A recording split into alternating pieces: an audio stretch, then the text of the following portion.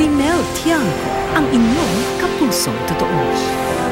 Dekada na binibilang ng ilan sa tribo ng Tiboli sa bayan ng Kiamba sa Sarangani sa kanilang pagtitiis sa sakit na kung tawagin nila ay blekis o tokilaw ringworm. Dahil may kamahalan ng gamot na sana'y magbibigay luna sa infeksyon sa kanilang balat, naging mabigat na pasanin nito para sa kanila. Matapos ang 2 buwang gamutan, nahandog ng GMA Kapuso Foundation, kamustahin po natin sila ngayon.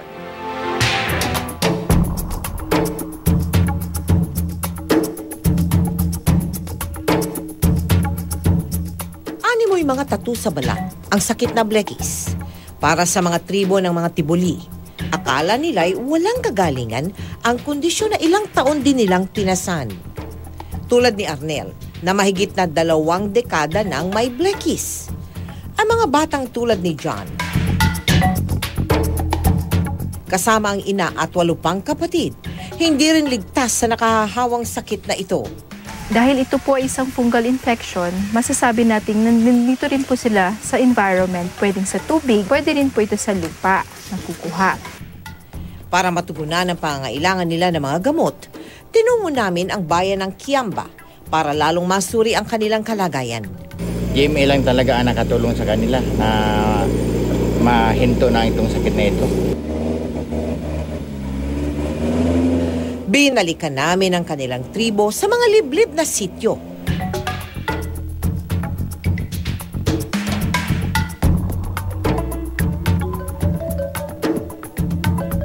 Namangha kami sa aming nakita.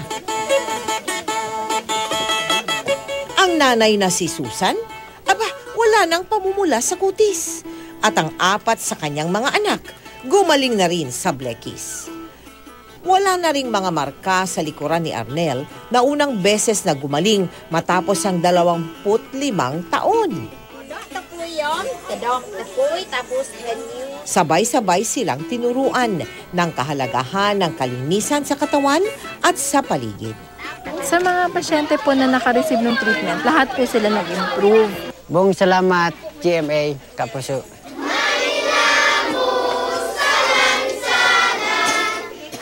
At sa huli, kalinisan at kaalaman ang susi sa kanilang tuloy-tuloy na paggaling.